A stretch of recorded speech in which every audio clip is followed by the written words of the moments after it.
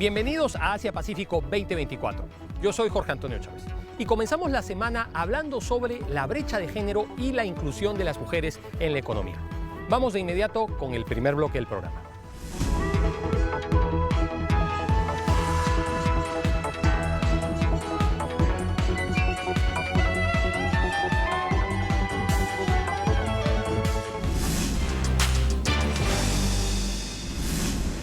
Y ahora vamos a tener una entrevista con Nicolás Miay, quien es cofundador y CEO de Prism Eval, y vamos a conversar sobre la gobernanza de la inteligencia artificial. Nicolás, bienvenido a Asia Pacífico 2024. Gracias por la invitación, Jorge. Un gusto.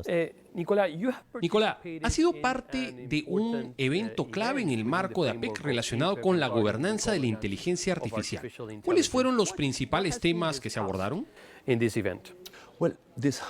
Este diálogo de alto nivel busca darnos una visión más clara sobre, primero, cuáles son las principales oportunidades y riesgos que trae esta ola creciente de tecnologías de inteligencia artificial, como la revolución de ChatGPT y otros modelos de lenguaje de gran escala. Como hemos visto, la velocidad y la magnitud de la revolución de ChatGPT ha provocado un gran revuelo y muchos gobiernos están tratando de ponerse al día y encontrar el modelo de gobernanza más adecuado. Cuando hablamos de gobernanza, no solo nos referimos a regular, sino también a diseñar políticas adecuadas, ya sea en educación, desarrollo de habilidades, infraestructura o gestión de datos que le permitan al país atraer inversión y aprovechar los aumentos de productividad que estas aplicaciones y modelos pueden ofrecer. No se trata solo de regular, sino de impulsar la economía y la sociedad en su conjunto. Cuando hablamos de gobernanza de la inteligencia artificial, ¿cómo encuentras el equilibrio entre aprovechar los beneficios de estas nuevas tecnologías, cuál es esencial, y gestionar los riesgos derivados de ellas? Es una excelente pregunta y justamente eso es lo que busca la gobernanza de la IA, lograr el equilibrio adecuado.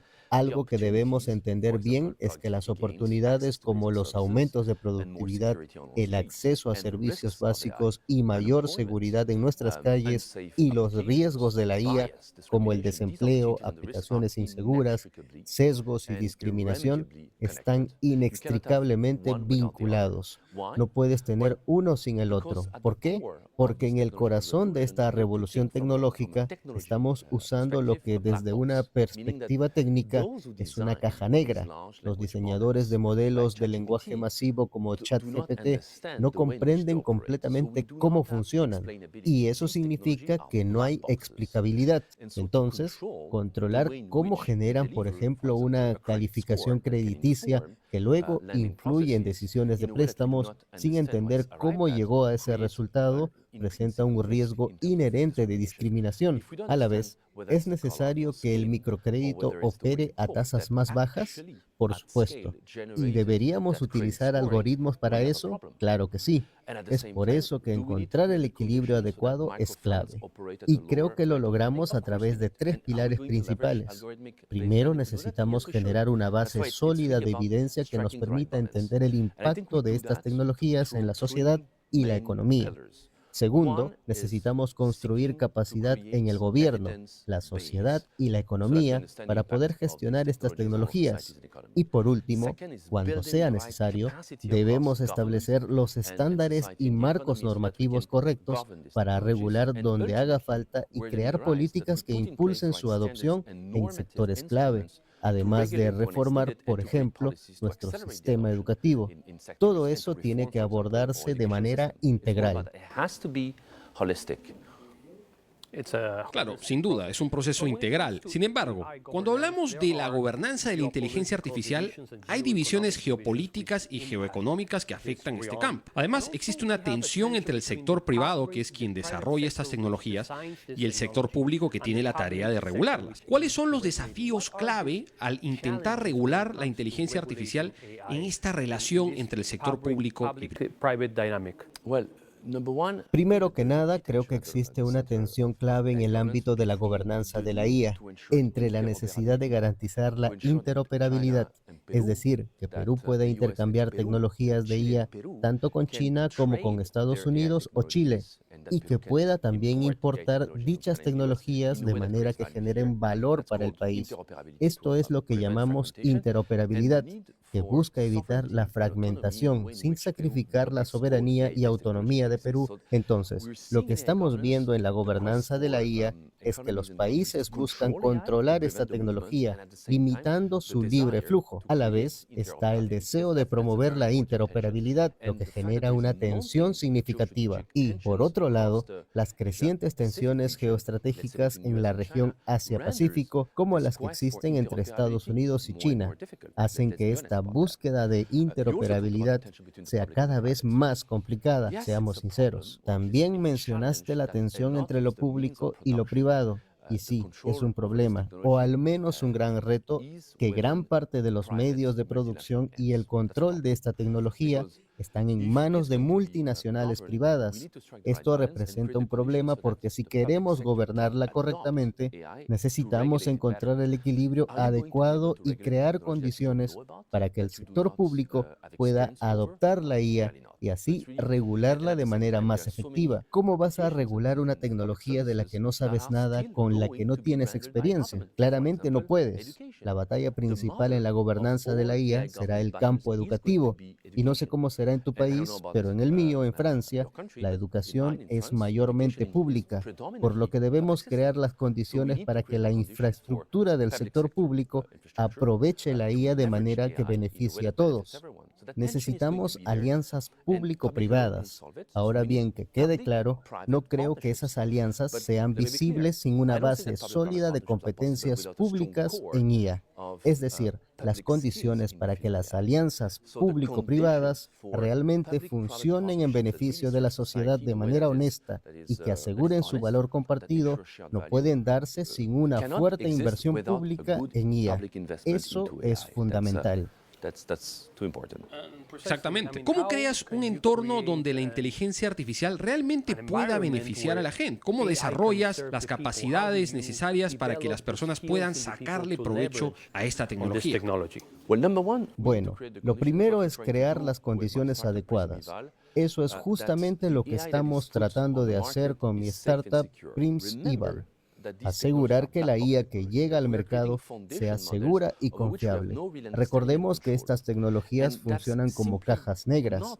Estamos construyendo modelos base sobre los cuales no tenemos un control ni comprensión total.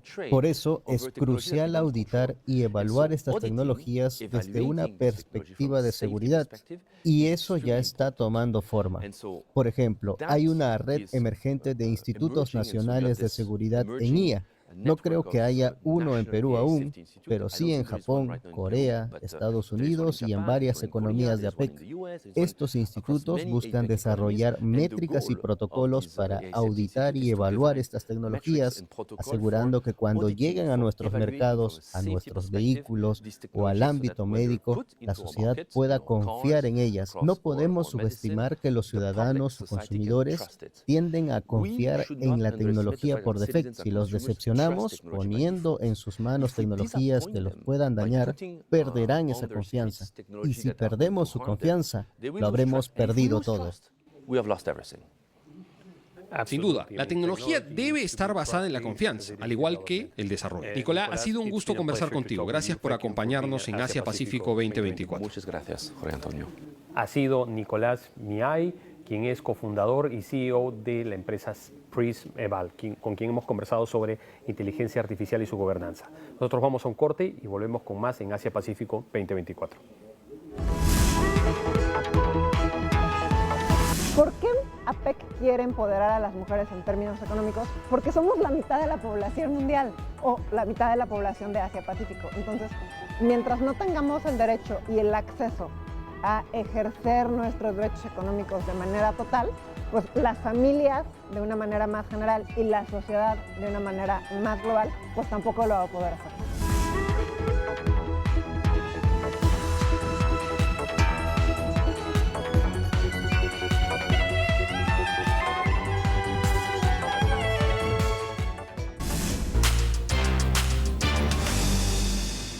Y ahora vamos a tener una entrevista con Vania de la Vega, quien es secretaria académica del programa universitario del programa de estudios sobre Asia y África de la Universidad Nacional Autónoma de México. Vania, bienvenida a Asia Pacífico 2024. Muchas gracias, Jorge, es un placer. Vania, el tema de la brecha de género es muy importante en la región del Asia-Pacífico y en el mundo en general, pero quisiera que comencemos hablando sobre en qué consiste este concepto. ¿Qué es la brecha de género? Claro, te voy a responder con dos herramientas que existen. La primera es el índice global de la brecha de género, que mide 4 dimensiones. La primera es la educativa, la de salud, que son dos brechas que están prácticamente cerradas, o sea, a nivel mundial estamos por ahí del 90%, pero la brecha en términos de empoderamiento político y de empoderamiento económico todavía hay mucho que recorrer.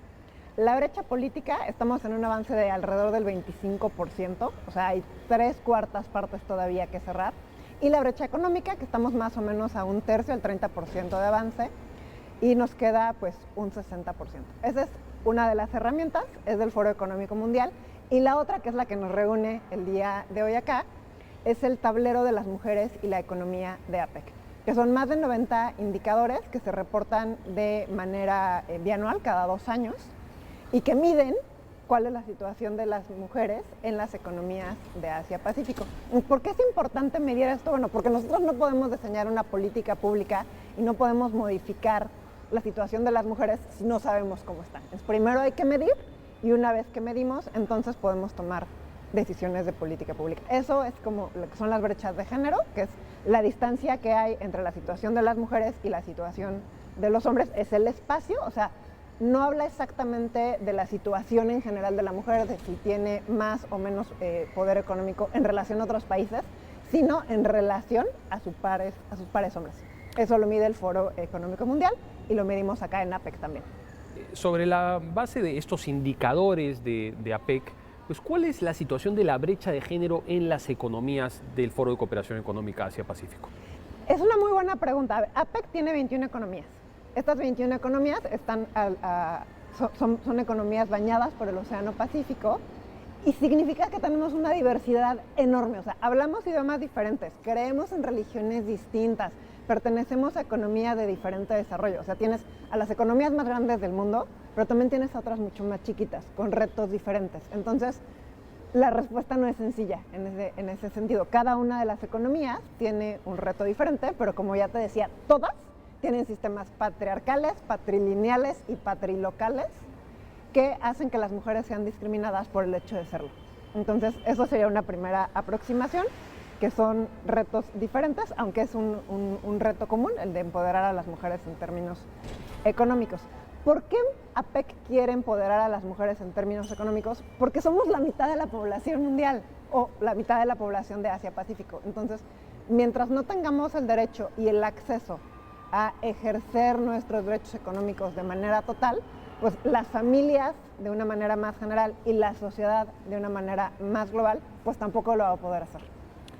Por supuesto, y dentro de la agenda de APEC, la visión de Putrajaya al año 2040, se habla de la importancia de aprovechar el desarrollo o fomentar el desarrollo de sectores económicos con un potencial económico subaprovechado, como el caso de los jóvenes, las comunidades indígenas, pero también de las mujeres. Así que este esfuerzo va alineado con esa prioridad, con esa visión de largo plazo del foro, ¿no? Es correcto, tiene que ver con el derecho inclusivo, ¿no? Entonces tiene que ser tienen que ser derechos muchísimo más incluyentes. ¿Y ahí quiénes entran? Bueno, pues entramos las mujeres, entran los grupos étnicos y entran ya actores económicos como las pequeñas y las medianas empresas. Entonces, ¿cómo incluir a las mujeres? Bueno, se mide en 90 indicadores divididos en 5 pilares. Y uno, por ejemplo, un buen ejemplo me parece el tema del derecho a la propiedad. O sea, medir en estas 21 economías si las mujeres podemos tener propiedades y podemos heredar, ¿no? Entonces, en ese sentido, pues la mayoría vamos bien. En términos generales, economías más desarrolladas pues están muchísimo más cerca de cerrar la brecha. Economías emergentes y en desarrollo, ahí van. Los datos se recopilan de manera nacional. Entonces, para que APEC pueda generar este tablero, dependemos de lo que las economías reportan. Y cada una de las economías, cada que se levanta este tablero, reportan cosas distintas. Para la edición 2023, que es la última que existe y que es con la que estamos trabajando ahora en Perú, algo que ninguna que muchas de las economías no reportaron es cuántas mujeres tienen acceso a Internet y para qué se utiliza Internet. Entonces, bueno, ese es un reto de esta edición 2023. Si revisamos el histórico, el tablero se reporta desde 2015. Sí vemos que en otros años sí lo reportaron. Entonces, esto es algo que en este año como que las economías no lo reportaron, queda de tarea para después. Y no lo reportaron porque es la segunda edición, 2021 y ahora 2023, después de la pandemia. Entonces, como que todos estos métodos estadísticos de los gobiernos apenas se están recuperando. No, y sin ninguna duda la inclusión digital es algo fundamental para poder reducir la brecha de género. Pero, Vania, ¿qué se puede hacer desde la política pública para reducir esta brecha de género y para poder fomentar una mayor inclusión de la mujer en la economía? Me parece que lo primero es un tema de sensibilización. O sea, de pronto pareciera que están todas estas personas preocupadas por el tema de la inclusión de las mujeres, de los derechos económicos de las mujeres, del empoderamiento económico de las mujeres. Y luego hay un sector muy grande que todavía no entiende, o sea, que piensa que el tema de género es una ideología, que son mujeres que tienen una serie de agendas específicas que quién sabe de dónde vienen, cuando es una realidad. O sea, por eso son importantes estos 90 indicadores, porque entonces cuando vemos pues realmente dónde está cada una de las economías, si los salarios, si sabemos manejar un celular, para qué lo manejamos, si tenemos derecho a tener propiedades, si tenemos derecho a tener la brecha de los salarios, por ejemplo, todavía es existente. Entonces, lo primero es eso, es sensibilizar a todos aquellos tomadores de decisiones, por un lado, pero también estos tomadores de decisiones las toman para las poblaciones y necesitan legitimidad. Entonces, mientras haya una parte importante de la población que estos temas les son invisibles, pues va a ser muy difícil que sean políticas legítimas, ¿no? Entonces hay un proceso de sensibilización de que la población tome en cuenta que este problema existe y que se pueda visibilizar. Pero al margen de lo que se puede hacer desde el sector público, ¿qué se puede hacer desde el sector privado para impulsar la inclusión de las mujeres en la economía? Muchísimas cosas. Pues en los últimos 20, 30 años, un actor fundamental de las relaciones internacionales son también ahora los actores privados, ¿no? Las empresas, sí multinacionales, pero también las pymes. Entonces, por un lado está lo que está escrito, lo que debe ser, ¿no? Cómo funcionan las leyes, cómo funcionan estas entidades privadas. Y luego está esta parte social de, a ver, tú tienes derecho a aplicar al trabajo que tú quieras, pero resulta que para los altos mandos generalmente nada más aplican los hombres. Y dicen, a ver, el derecho ahí está, las mujeres no los están tomando. Habría que ir un poco más profundo. ¿Por qué no los están tomando? Pues muy probablemente porque si voy a trabajar 40, 60, 80 horas a la semana, necesito que alguien solucione qué pasa con mis actividades de cuidado. O sea, yo no necesito regresar a casa, no necesito cuidar hijos, no necesito cuidar ancianos, no necesito cuidar a la pareja. Actividades de cuidado es comprar comida, prepararla, limpiar la ropa, administrar la casa. Entonces, mientras estas mujeres tienen que regresar a hacer eso a casa, pues no hay manera de que se queden 40, 60, 80 horas. Y ahí es compartido, ¿no? Las actividades de cuidado tienen que ser compartidas. En primer lugar, desde las empresas que tengan esta visión de que pues no solamente es que abran la posición a mujeres y a hombres, y por otro está el de los gobiernos. Esta es una responsabilidad de los gobiernos porque es la reproducción de la sociedad misma.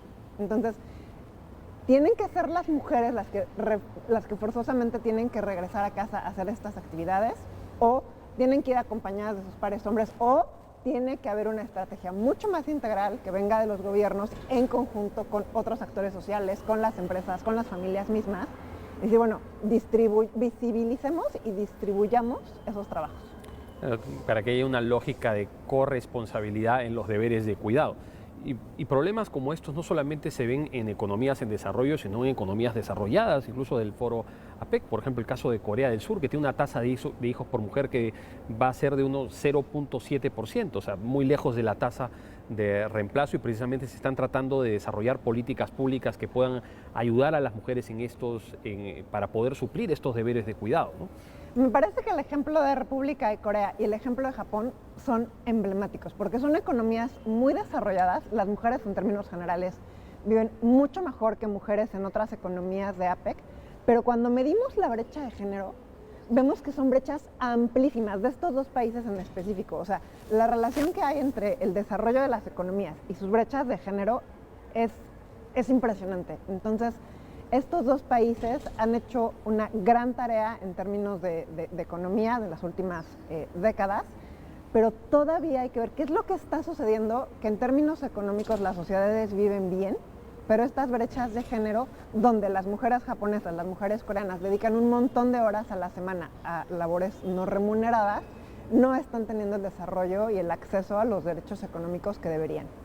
Y eso tiene una incidencia en la reducción de la natalidad, y eso, por supuesto, que la reducción de la natalidad hace que la población que la población envejezca, que la población se reduzca y que el potencial de desarrollo económico también se reduzca, ¿no? Incluso, bueno, ya hay ciertos modelos económicos que hablan de la importancia de crecer, ¿no? Para no solamente fomentar la sostenibilidad, sino que en algunos casos no hay otra alternativa porque no hay manera de estimular una mayor natalidad, ¿no? En algunos de estos países. Tienes toda la razón. Lo que estás diciendo es la prueba de que los derechos económicos de las mujeres no son solamente para las mujeres. En el momento en que estas mujeres acceden a estos derechos, la sociedad en su conjunto se benefician sus familias, los lugares en los que trabajan y la sociedad en su conjunto. Es decir, acabar con las estructuras patrilineales, patriarcales y patriarcales no es en beneficio de las mujeres, es en beneficio de nuestras sociedades. ¿Y cuáles, Vania, dirías que son los mayores retos que hay ya desde nuestra parte del mundo en el campo del empoderamiento de las mujeres y el empoderamiento político de las mujeres? El tema de la brecha política es posiblemente el reto más grande que tenemos las economías de APEC. Te invito a pensar cuántas de las economías ya tuvimos o tuvieron una jefa de Estado mujer. Muy pocas. En México estamos a punto de dar el paso, ya tenemos una presidenta electa a nivel federal. A nivel local ha habido muchas gobernadoras, en los parlamentos básicamente hay congresos donde hemos llegado a la paridad de género, pero si lo vemos a nivel de las 21 economías, no, hay muchas que todavía ni siquiera están, no hay candidatas, no hay alguna fuerza política que vea de una manera clara como una candidata viable alguna mujer. Entonces creo que esto es lo primero, es involucrar a las mujeres en formación política, en mujeres inspiradoras, ¿no? O sea, ¿en qué mujer política nos podemos inspirar para que las niñas vean que sí pueden ser presidentas y que pueden ser senadoras y que pueden tomar decisiones y que pueden ejercer liderazgo sin estas ideas de la mujer mandona, regañona, porque son mandatos de género que vamos aprendiendo las mujeres y también los hombres, así de, ay, pues ¿por qué me grita, no? Cuando a lo mejor un hombre que levanta la voz es un líder y cuando un hombre que levanta la voz es un hombre fuerte. Entonces, creo que esa es una primera cosa. Y lo segundo, entender que las mujeres, no por el hecho de serlo, quiere decir que tienen una agenda feminista. Y que tengan una agenda feminista tampoco quiere decir que son mujeres que están peleadas con los hombres, porque, repito, y todas las mujeres feministas repiten hasta el cansancio, el feminismo no es odiar a los hombres, es involucrar a las mujeres, es dotarlas de derechos, es dotarlas de empoderamiento en pro de la sociedad en su conjunto.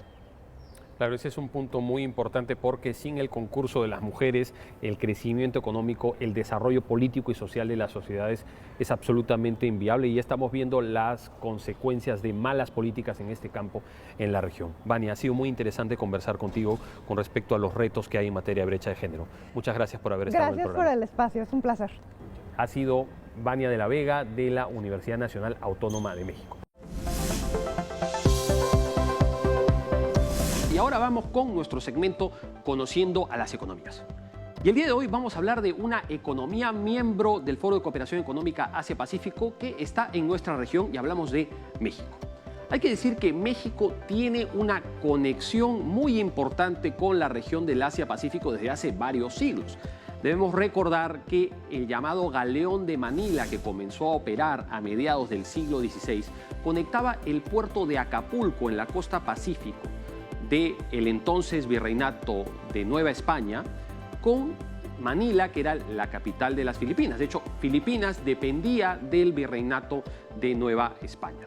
Y esta era una ruta comercial que permitía conectar Europa también Sudamérica, porque el Callao también estaba en la red. Desde el Callao salía plata hasta el puerto de Acapulco, que era trasladada hasta el puerto de Manila, en donde se compraban manufacturas y especias y otros productos que venían de países asiáticos, y muy importante es mencionar que venían muchos productos manufacturados desde China. Por supuesto, existe una dinámica económica de mucha vinculación entre México y los Estados Unidos. Más del 60% del comercio de México viene o va desde los Estados Unidos. Recordemos que desde inicios de los 90, cuando se firma el Tratado de Libre Comercio en Norteamérica, el NAFTA, esta relación comercial se profundiza muchísimo con los Estados Unidos. Y también tenemos que recordar que debido a su proximidad geográfica, pues hay más de 30 millones de descendientes, entre descendientes y mexicanos, que viven en la Unión Americana. Así que tienen un peso demográfico, económico y político muy importante en la ecuación de poder de los Estados Unidos. También tenemos que mencionar que México ha tratado de fortalecer su proyección económica hacia otros países de la región a través de lo que fue la creación de la Alianza del Pacífico, de la cual también es parte el Perú, Chile y Colombia, y recientemente también ha fortalecido su cooperación con China. México sin duda es una potencia regional, es un país que tiene más de 120 millones de habitantes, que tiene una estructura industrial muy importante, si bien en términos demográficos y políticos y en cierta medida económicas, una de las zonas más importantes es la zona central de México en torno a la Ciudad de México y las zonas aledañas, pero también tiene centros industriales importantes en la zona de Monterrey y en la zona norte de México, en la zona fronteriza, en donde se ha desarrollado la industria de la maquila de productos que van principalmente hacia el mercado de los Estados Unidos y Canadá. Así que espero que les haya parecido interesante conocer más sobre México. En nuestro próximo programa hablaremos de Hong Kong. Muchas gracias por habernos acompañado en esta edición de Asia Pacífico 2024. El día de mañana hablaremos sobre la primera presidencia peruana de APEC. Nos vemos mañana.